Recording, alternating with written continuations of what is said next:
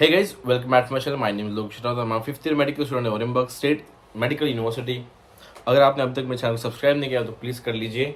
और बाकी मैंने जो पुरानी वीडियोस डाली है वो जाके उठा के देखिए। बस्किर के बारे में, कबाड़ के बारे में, एलिजिबिलिटी क्राइटेरिया के बारे में, MBBS अब्रॉड के बजट के बारे में, ओरेंबर्ग स्टेट मेडिकल यूनिवर्सिटी के बारे में, बहुत सारी चीज़ों के बारे में मैंने बताया है। तो कबाड़ियों की और एक चीज़ में ऐड करना भूल गया। कबाड़ियों में इस साल यूनिवर्सिटी लगभग 30 बच्चों का जो वीज़ा एक्सटेंड करना ही भूल गई। तो उसके कारण बच्चों को इंडिया वापस जाना पड़ा। तो जो वन साइड का जो टिकट है वो यूनिवर्सिटी ने बच्चों को दिया और बाकी वापस आने का और वीज़ा का पैसा बच्चों ने खुद अपनी अपनी जेब से भरा है। तो ये मेरे को समझ में कि ये ऐसा कैसा हो सकता है, कोई यूनिवर्सिटी बच्चों का वीज़ा लगाना ही भूल गई। मैं क्या कर रहा हूँ,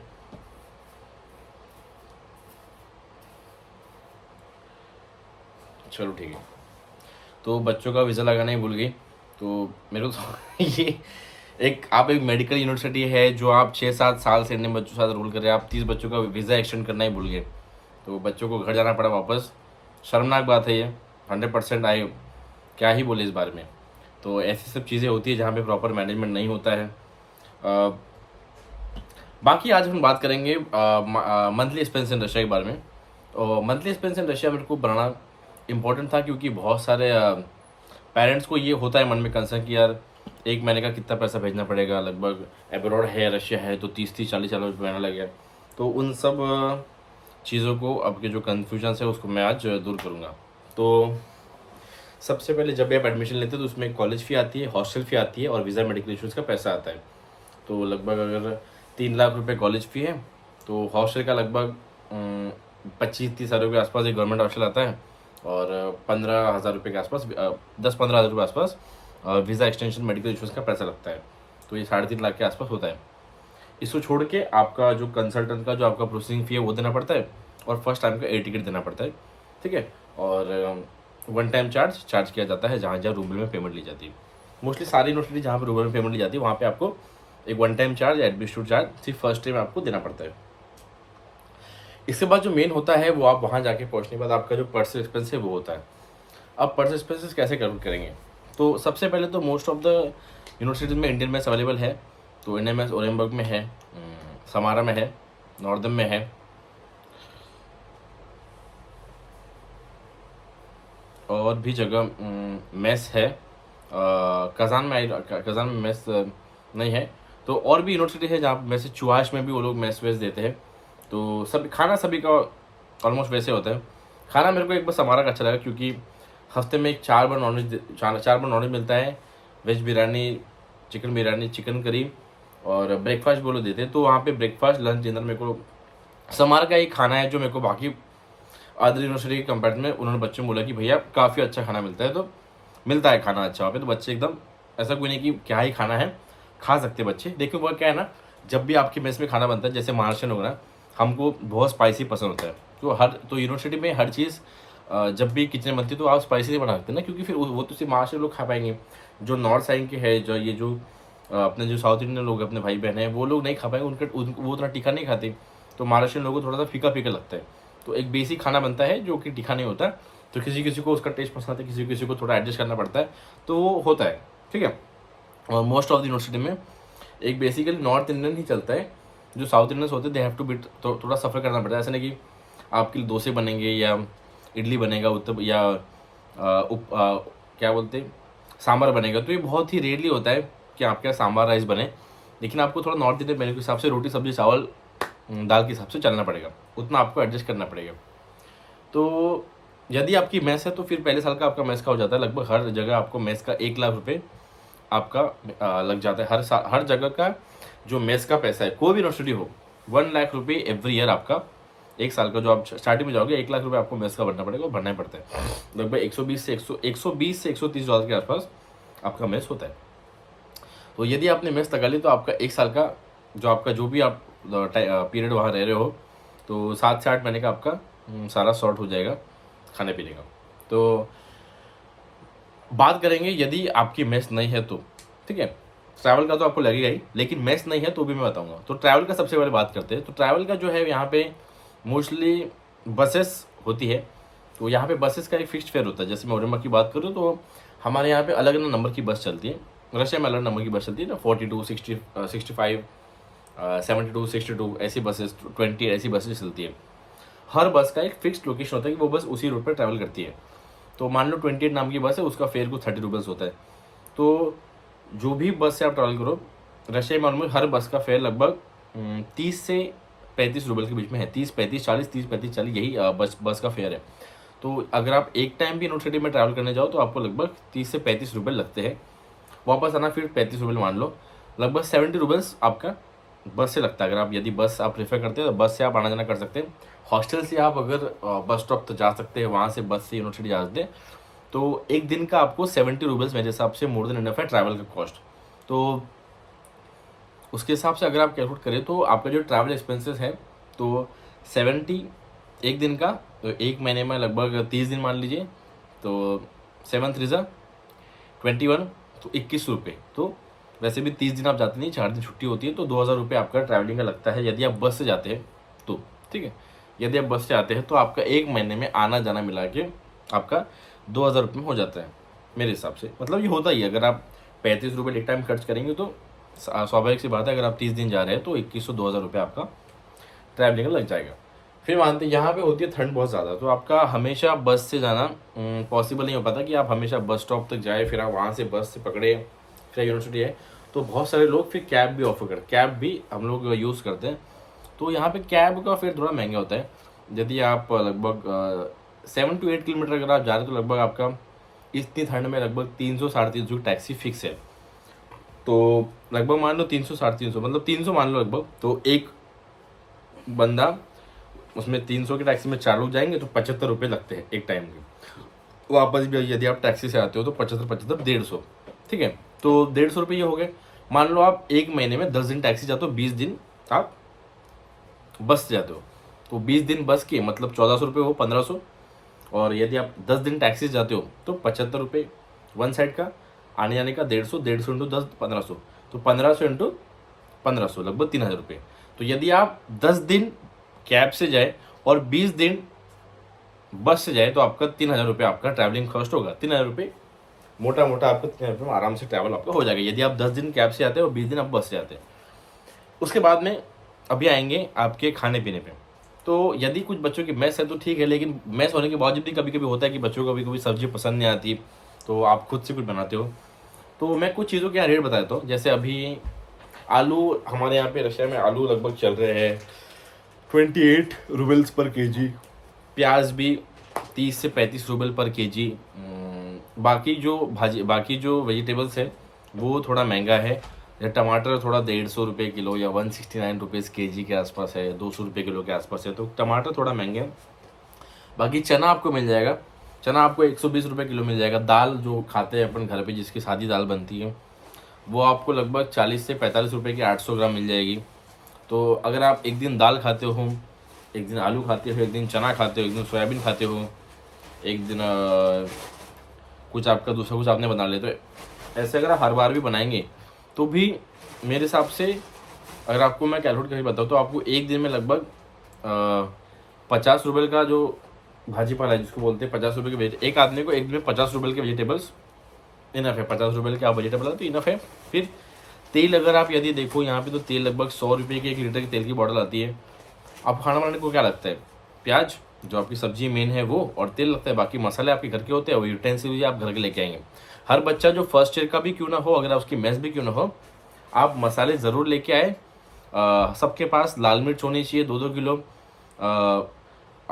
आधा किलो हल्दी होनी चाहिए, 1 पाव धनिया पाउडर, जो भी बेसिक मसाले, 1 पाव गरम मसाला, जीरा होना चाहिए 1 पाव राई होनी चाहिए, घी सब लोग लाएंगे 1-1 किलो, अचार सब लेके आए, नमकीन सब लेके आए। तो ये सब चीज़ें, तो मेरा मानना ये है कि आप यदि आप खाना बनाते हैं तो आपको एक हफ्ते में लगभग आपको यदि 50 रुपये के आसपास आपको सब्जी लगता है एक आदमी का दिन का, तो एक हफ्ते में आपको लगभग 600 रुपये का सब्जी लगेगा। और एक तेल की बोतल मान लो तो 400, और फिर से ऊपर का और 100 एक्स्ट्रा छोड़ दो, तो 500 और 600 रुपये आपका एक हफ्ते का आप खुद खाना बना के आप आ रह सकते हो। तो एक महीने का 600 के हिसाब से 2400, तो मोटा मोटा 2,500। तो यदि आप खुद खाना बनाना चूज़ करते हो तो 2,500 मेरे हिसाब से इनफ है। और ट्रैवल के अपने पकड़ते 3,000, तो 2.5 और 3 5,500। तो 5,500 में आपका ट्रैवल प्लस खाना मेरे हिसाब से आराम से हो जाता है।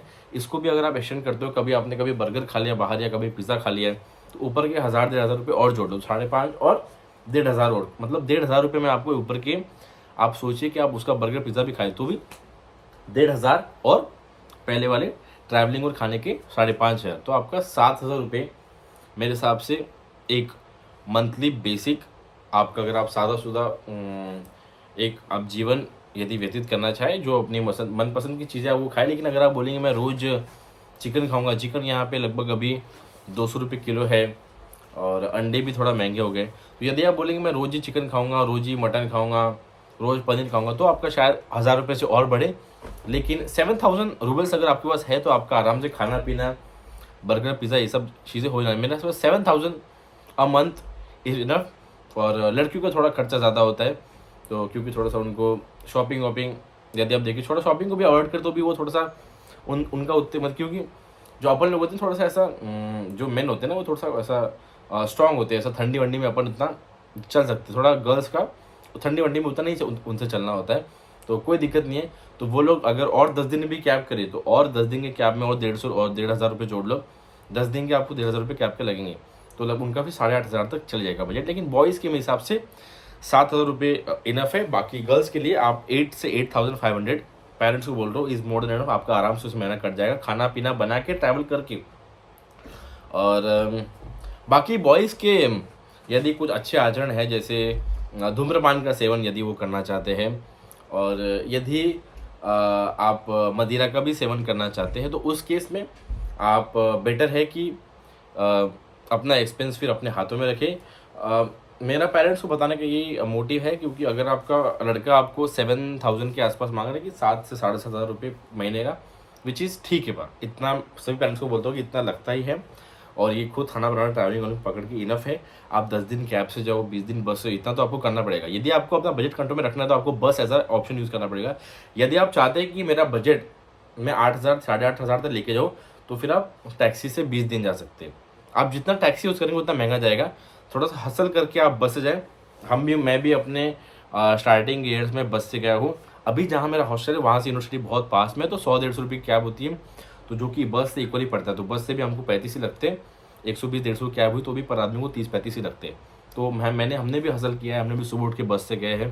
तो सभी पेरेंट्स से निवेदन यही है कि अगर आपका पुत्र यदि यहाँ पढ़ रहा है तो 7 से 8,000 रुपये उसके लिए, यदि आपकी पुत्री पढ़ रही है तो 8,500 से 9,000 उसके लिए मोर देन इनफ है sir and ma'am, which is मेरे मोर देन इनफ। इससे ज़्यादा यदि मांग रहे हो तो फिर उसको आप पूछिए कि इतना पैसा कहाँ लग रहा है, आप क्यों इतना खर्च कर रहे हो। और इसका हो भी सकता है इसका मतलब ये हो कि वो सिगरेट पी रहा हो, या वो शराब का सेवन कर रहा हो, या वो ज़्यादा पार्टी कर रहा हो, ज़्यादा पब वब जा रहा हो, जो कि गलत चीज़ें हैं मेरे मानने में। क्योंकि यदि आपके पेरेंट ने आपको भरोसा करके यहाँ भेजा है, और तो आपने इतना तो उनका रिस्पेक्ट रखना चाहिए कि ये सब चीज़ें, ये सब शौक अभी से आपने नहीं करनी चाहिए, मतलब ये तो कभी करनी नहीं चाहिए। लेकिन वो तुम्हारा चॉइस है, करना है तो अपने पैसे से करो, वो सब तुम्हारा लुकआउट है। लेकिन पेरेंट्स सभी मिडिल क्लास फैमिली के ही बच्चे हम लोग जो है यहाँ पे आते हैं। जितना हमारे पास पैसा, करोड़ों से पैसा होता है, तो हम सारे इंडिया में प्राइवेट कर रहे होते हैं, मेरा ये मानना है। कुछ को ये बातें चुभ सकती है और आई डोंट केयर। तो यदि आप यहाँ पे हैं, मतलब हम सारे मिडिल क्लास फैमिली के लोग हैं जिन्होंने 20-25 लाख रुपए कहीं से लोन लेके या कहीं से इधर उधर से जमा करके सभी आपके पेरेंट ने आपको यहाँ पढ़ाने भेजा है। जो कि मैं मानता हूँ कि तुमने अपने पेरेंट्स को कोई अभी तक सपना साकार नहीं किया कि तुम भी MBBS करने जा रहे हो, तो ये तुम्हारी मजबूरी थी कि तुम यहाँ आए। किसी का सपना नहीं होता ना कि अब्रॉड जाना है, वो तो तुम्हारे इंडिया में नंबर नहीं लगा है हम सबका, तब जाके हमको यहाँ भेजा है। तो ऑलरेडी हम लोग उनके पेंशन पे ही, ऑलरेडी हम लोग उनका सहारा, उनके जो लाइफ टाइम सेविंग्स थे उनको खदेड़ के, उनको नोच के हम लोग यहाँ पे आए हैं। तो ये सब बातों का आप ध्यान रखो। बाकी गलत चीज़ों में ना पड़ो। और सिगरेट अगर पी रहे हो तो खुद को पूछो क्यों पी रहे हो, क्योंकि यहाँ पे जो कुछ बच्चे जो इंडिया से ही जिनको आदत होती है सिगरेट पीने की, उनके साथ जो दोस्त भी होते हैं, उनको लगता है यार मैं नहीं पी रहा, तो उनको कैसा लगेगा यार तो सिगरेट नहीं पीता, तो वो सब चीज़ों में आया कि मैं थोड़ा कूल बनूंगा, सिगरेट पीऊँगा, कुछ नहीं होगा, बर्बादी ही होगी, नुकसान ही होगा, ख़राब चीज़ें। और वेप का भी बहुत ट्रेंड चल रहा है, तो वेप को लेके मेरे को किसी को ज्ञान देने की भी इच्छा थी नहीं, लेकिन जो भी फर्स्ट ईयर के बच्चे जो इन सब में पढ़ रहे हैं, ये प्लीज़ बंद कर दो, इससे दुर्गति ही होनी है, कुछ नहीं रखा है इसमें। भैया वेब तो सिगरेट से कम डेंजरस है। भैया तुमको वेब की पता ही नहीं है क्या क्या अभी प्रॉब्लम वेब से क्रिएट हो रही है, ठीक है। तो जिन पेरेंट्स को वेब नहीं पता होगा, तो एक डिवाइस होता है जिसमें आप एक लिक्विड डालते हो जिससे आप, तो बच्चे उसका धुआं करके उसको उड़ाते हैं। तो वो सिगरेट जैसा ही होता है, लेकिन सिगरेट से ऐसा बोला जाता है कि वो कम हार्मफुल है, लेकिन हार्मफुल इज़ हार्मफुल, वो कम हो ज़्यादा हो उससे कोई मैटर नहीं करता। तो अपने आचरण अभी से सुधार लो और ट्राई करो कि अभी से सेविंग्स करना स्टार्ट करो। और एक महीना ऐसा है, हर महीने 500 बचाओ।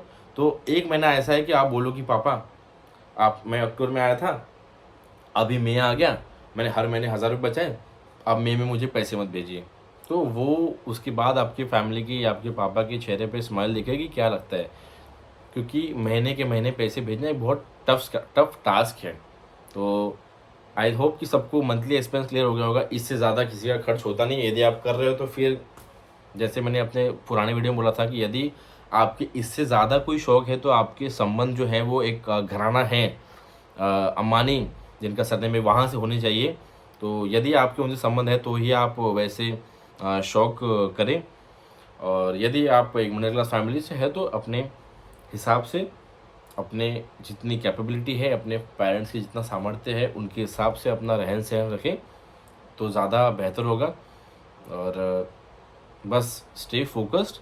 हाँ, यदि इसमें किसी ने जिम में ज्वाइन कर ली तो उसका 1500 रुपये महीना और बढ़ जाएगा, तो 10,000 रुपये। अब वो जिम नहीं जाता है तो मेरे हिसाब से बॉयज़ के लिए 7 to 7.5K is more than enough. और हसल करो, पैसा बचाओ, बस से जाओ, और गॉड ब्लेस यू ऑल। आज कोई यूनिवर्सिटी की वीडियो नहीं डाली, लेकिन डालूंगा, ठीक है, डालूंगा, मैं प्रॉपर इन्फो लेके ही डालूंगा। सो बहुत बहुत धन्यवाद आपको। और अभी तक सब्सक्राइब नहीं किया तो प्लीज़ आप सब्सक्राइब कर लीजिए। बहुत बहुत धन्यवाद।